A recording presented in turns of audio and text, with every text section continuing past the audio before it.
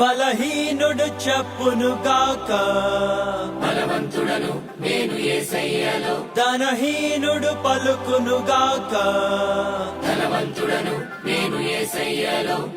అంధుడు చెప్పునుగాక, నే చూస్తున్న యేసయ్యను. మృతుడు తెలుపునుగాక, నే తిరిగి జన్మించాను. పాపివి నీవు కాదిగా, నే పరిశుద్ధుడ యేసయ్యలో. దోషివి కాదు నీవిగా, నే నీతిమంతుడను నా యేసులో. నమ్మిన చాలు కలుగును మేలు, పూర్తిగా ఉచితమీ దేవుని వరం.